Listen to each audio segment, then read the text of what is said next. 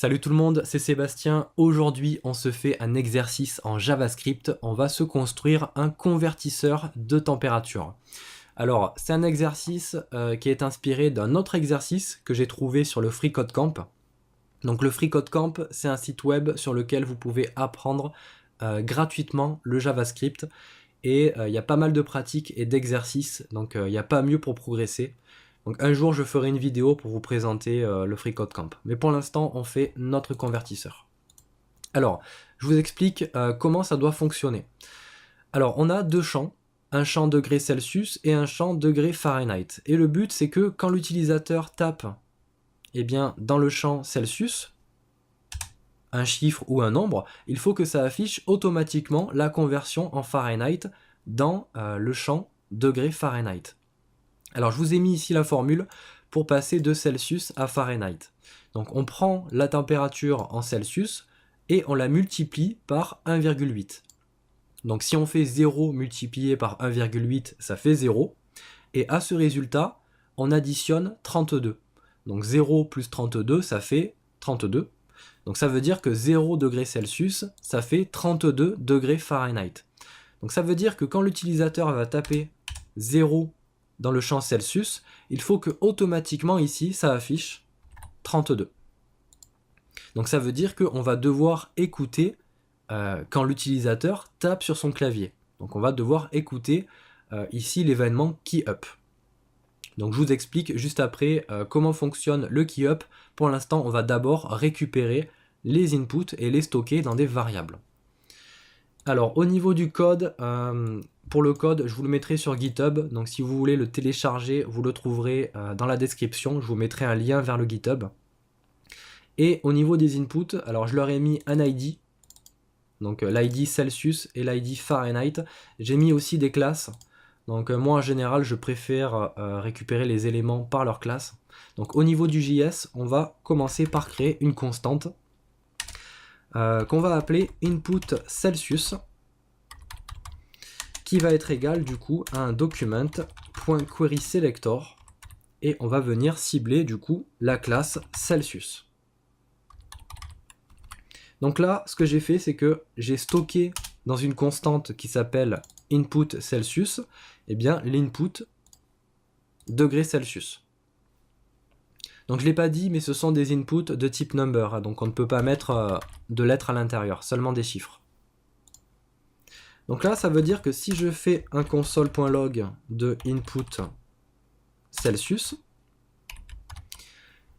ça va m'afficher dans ma console mon input. Ok. Alors, on a dit qu'on avait besoin d'écouter l'événement KeyUp pour détecter quand l'utilisateur va taper sur son clavier. Donc cet événement, on va l'écouter du coup sur l'input Celsius, parce que pour l'instant, on va faire seulement la conversion de Celsius à Fahrenheit. Donc on fait un input Celsius.addEventListener. Alors addEventListener, c'est une méthode qui permet d'écouter un événement. Donc là, on va écouter, on le met entre quotes, le KeyUp. Alors le KeyUp, qu'est-ce que c'est? C'est un événement qui détecte quand la touche du clavier remonte. Donc quand vous appuyez sur une touche de votre clavier, vous faites un key down, donc vous enfoncez la touche. Et quand vous relâchez, vous faites un KeyUp. Donc nous, on va écouter quand la touche remonte. Parce que évidemment, quand l'utilisateur appuie sur une touche, il fait un key down, et forcément derrière on a un KeyUp, donc la touche remonte. Et donc lorsqu'il y a un KeyUp, on va exécuter une fonction qu'on va appeler convert Celsius to Fahrenheit. Voilà, c'est un petit peu long, mais au moins on sait à quoi elle sert. Et cette fonction, on va venir la créer juste au-dessus. Donc on fait un function convert Celsius to Fahrenheit. Et pour l'instant, cette fonction, elle va faire un simple console.log de vis.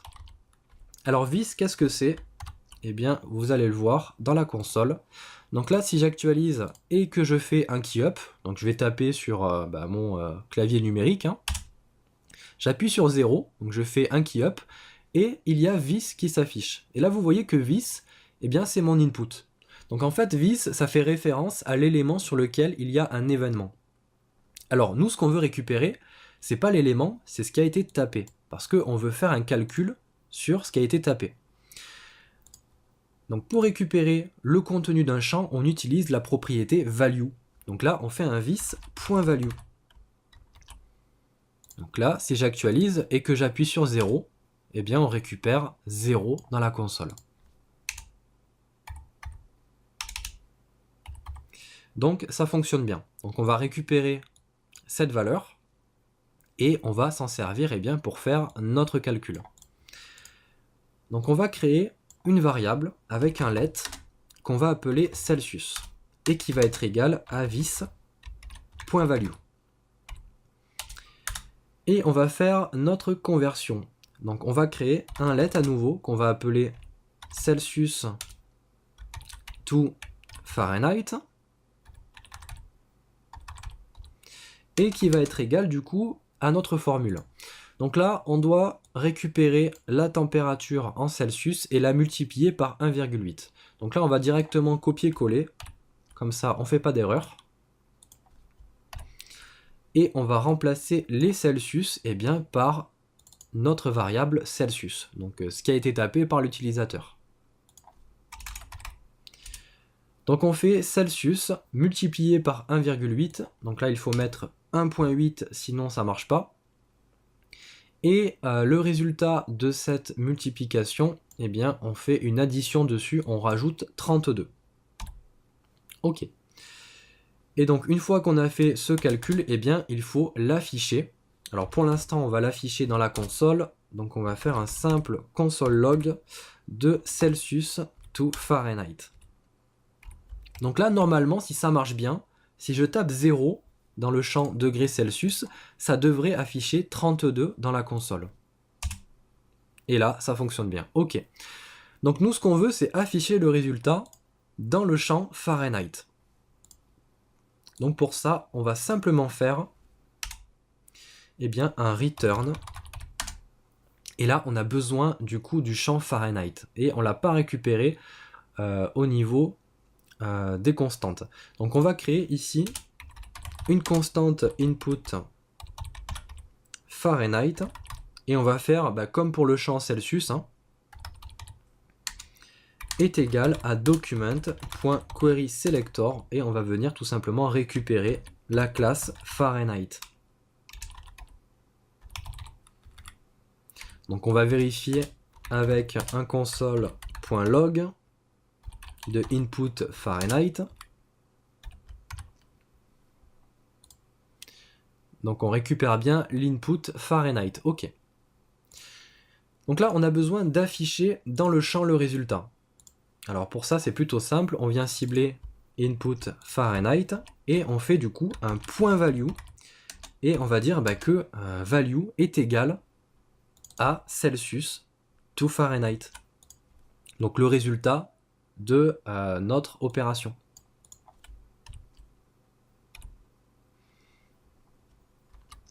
Donc on enregistre, on va enlever le console.log et on actualise. On tape 0 et ça affiche bien 32 dans le champ Fahrenheit. Ouais, on peut taper n'importe quelle valeur et on a l'équivalent en Fahrenheit. Donc on a bien avancé. On va faire une deuxième vidéo dans laquelle on va en fait améliorer le convertisseur. On va pourquoi pas ajouter les degrés Kelvin et surtout on va faire en sorte que quand on tape des Fahrenheit, parce que là ça marche pas, si on met 0 degré Fahrenheit, on n'a pas l'équivalent en Celsius. Donc ce serait pas mal que ça marche aussi dans l'autre sens. Et surtout vous voyez que si je mets 0, n'importe quelle valeur en degrés Celsius, et que j'enlève cette valeur, que je mets du vide, ça affiche quand même 32 degrés Fahrenheit, même si le champ est vide. Donc il va falloir améliorer notre convertisseur, mais ça on va le faire dans une deuxième vidéo. Donc voilà, c'est tout pour cette vidéo. N'hésitez pas à vous abonner à la chaîne et je vous dis à la prochaine pour la suite de l'exercice. Salut tout le monde!